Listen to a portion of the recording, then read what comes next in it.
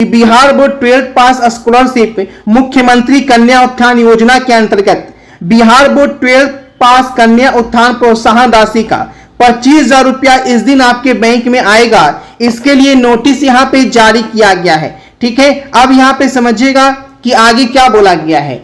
आप देखिए यहाँ पे आपको बताया गया है कि जो भी छात्र 12th पास कन्या उत्थान प्रोत्साहन राशि 25,000 रुपए के लिए ऑनलाइन आवेदन कर चुके हैं, उन्हें फाइनल सबमिट करने के बाद 2 स्टेप क्लियर करना है। यानी अगर आप सोच रखे हैं कि फाइनल सबमिट कर दिए हैं तो आपका पैसा बैंक में आ जाएगा, तो ऐसा बिल्कुल नहीं है।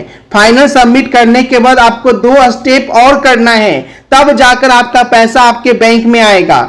जो भी बिहार बोर्ड से 12वीं पास किए हैं इस बार फर्स्ट और सेकेंड डिवीजन वाले, उनका पैसा जो है बैंक में आना शुरू हो चुका है। बिहार बोर्ड ने इसके लिए नोटिस जारी कर दी है। साथ ही साथ यहाँ पे साफ साफ बोला गया है कि अगर गलती पाई जाती है तो आपका पैसा वापस हो जाएगा। यानी अगर आप फॉर्म अप्लाई में कुछ गलती किए हैं और फाइनल सबमिट नहीं किए हैं तो आपका पैसा जो है बैंक में आके डायरेक्ट जो है वो बिहार बोर्ड के पास वापस हो जाएगा और आपको नहीं मिलेगी। तो बिल्कुल ध्यान से देखें कैसे आपको पैसा जो है वो चेक करना है। और अगर आप ऑनलाइन किए हैं तो ऑनलाइन फाइनल जो है वो आपको किस तरीके से करना होगा ताकि आपका पैसा जो है वो आपके बैंक में आ जाए। नहीं तो अगर आप पूरी प्रक्रिया नहीं करते हैं तो आपका पैसा जो है वो वापस चला जाएगा। तो बिल्कुल ध्यान से देखेंगे जो भी छात्र ऑनलाइन कर दिए हैं या ऑनलाइन करने वाले हैं उन सभी के लिए अपडेट बिहार विद्यालय परीक्षा समिति ने जारी कर दी है। और ये बड़ी राशि 25,000 रुपए की बात है। तो बिल्कुल ध्यान से पूरी वीडियो देखें और अपने दोस्तों के साथ शेयर कर दें ताकि सभी को इसकी सही जानकारी यहां पे मिल सके। नहीं तो बाद में अगर पैसा वापस चला जाएगा तो कितना भी हाथ पैर मरते रह जाओगे, आपका पैसा आपको नहीं मिल पाएगा। ठीक है, तो बिल्कुल ध्यान से देखिएगा जो भी छात्र ऑनलाइन किए हैं या ऑनलाइन करने वाले हैं, पैसा आपको कैसे बैंक में आपको मिलेगा। इससे पहले आपको बता दें कि इस बार पैसा जो है 2 चरण में भेजा जाएगा। यानी 25,000 रुपए की राशि जो है वो आपको 2 चरण में दी जाएगी। यानी पहले चरण में बहुत सारे छात्र शामिल हो जाएंगे जो ऑनलाइन करके फाइनल सबमिट कर दिए हैं, और दूसरे चरण में बहुत छात्र छात्राएं शामिल होंगे जो ऑनलाइन तो किए हैं लेकिन फाइनल सबमिट नहीं किए हैं या किसी वजह से उनका पैसा जो है वो पेंडिंग में चला जाता है। तो छात्रों को एक मौका दिया जाएगा, तो सही तरीका से अपनी गलती सुधार नहीं करेंगे उनका पैसा वापस चला जाएगा और 2024 का पैसा उन्हें नहीं मिल पाएगा।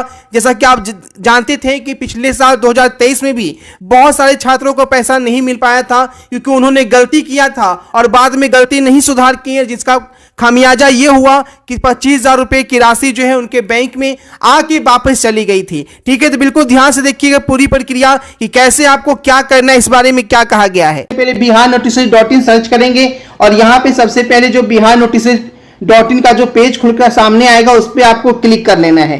क्लिक करने के बाद किनारे में आपको 3 लाइन है, उस पर आपको यहाँ पे क्लिक करना है इस 3 डॉट पे, और उसके बाद आपको स्कॉलरशिप वाले सेक्शन पे जाना है। तो यहाँ पे देखिएगा स्कॉलरशिप का सेक्शन आपको मिलेगा और यहाँ से आपको 12th स्कॉलरशिप पे क्लिक कर लेना है। अब यहाँ से ध्यान समझिएगा, थोड़ा सा भी स्किप नहीं कीजिएगा।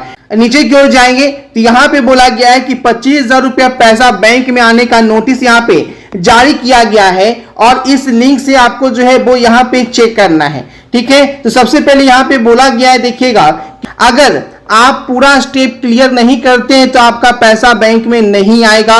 यहाँ पे साफ साफ बोला गया है कि इस साल 2024 में बिहार बोर्ड से 12th पास सभी छात्राओं को 25,000 रुपए की प्रोत्साहन राशि के लिए अब वेरिफिकेशन अनिवार्य कर दिया गया है। अगर छात्राएं 25,000 रुपए का ऑनलाइन वेरिफिकेशन नहीं करवाते हैं तो उनका पैसा उनके बैंक में नहीं जाएगा। तो आइए जानते हैं कि कैसे आपको वेरिफिकेशन करवाना है और वेरिफिकेशन के कितने दिनों के बाद आपका पैसा बैंक में आ जाएगा। इसके लिए नोटिस में यहाँ पे क्या कहा गया है, क्योंकि आपको पता है कि फर्स्ट डिवीजन और सेकेंड डिवीजन दोनों यहाँ पे ऑनलाइन किए हैं, जिसमें प्रथम श्रेणी को 25,000 है और सेकेंड डिवीजन वालों को 15,000 रुपए की राशि है अलग अलग जाति पे। ठीक है, लेकिन आपको यहाँ पे 2 स्टेप है, जो बाकी का स्टेप है ऑनलाइन करने के बाद वो यहाँ पे देखिए कैसे आपको पूरा करना है। जी बताने जा रहा हूँ वेरिफिकेशन कैसे करवाना है।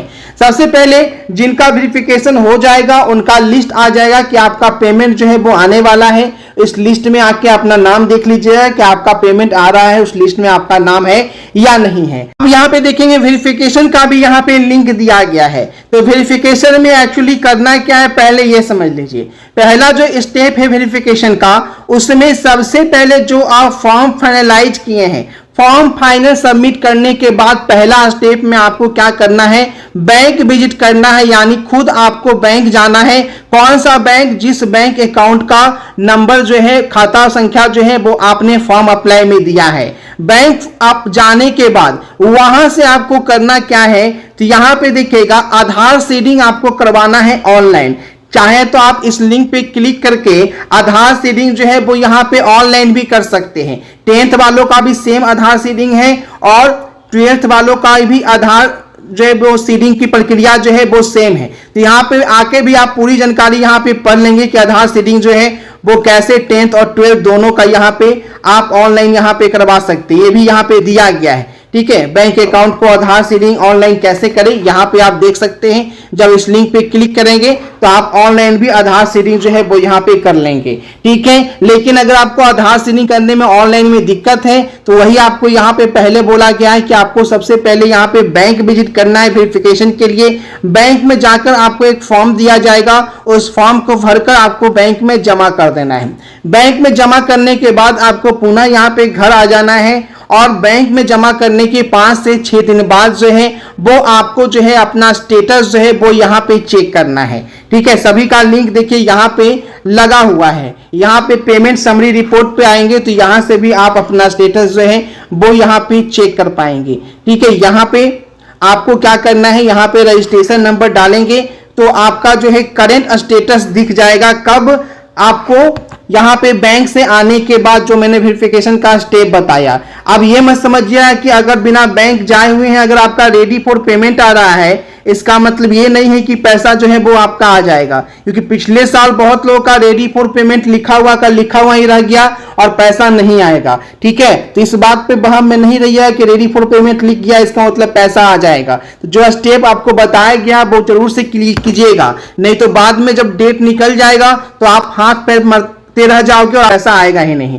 पेमेंट डन लिस्ट में यहाँ पे जब पेमेंट हो जाएगा तो आपको देख लेना है कि आपके जिले में कौन कौन सा स्कूल का पेमेंट जो है वो यहाँ पे हो गया है, ठीक है। तो फटाफट से आप आधार सीडिंग ऑनलाइन कीजिए, उसके बाद यहाँ पे बैंक वेरिफिकेशन करवा लीजिए और 25,000 रुपए चेक करने का लिंक भी यहाँ पे दिया गया है। तो सारा लिंक मैंने बता दिया है। तो पेमेंट डन लिस्ट में यहाँ पे जब पेमेंट हो जाएगा तो आपको देख लेना है कि आपके जिले में कौन कौन सा स्कूल का पेमेंट जो है वो यहाँ पे हो गया है, ठीक है। तो फटाफट से आप आधार सीडिंग ऑनलाइन कीजिए, उसके बाद यहाँ पे बैंक वेरिफिकेशन करवा लीजिए और 25,000 रुपए चेक करने का लिंक भी यहाँ पे दिया गया है। तो सारा लिंक मैंने बता दिया है। तो इस तरीके से फटाफट लिंक मैंने डिस्क्रिप्शन में भी दे दिया, वहां से डायरेक्ट आप पेज को खोलिए biharnotices.in, लिंक मैंने डिस्क्रिप्शन में भी दे दिया, वहां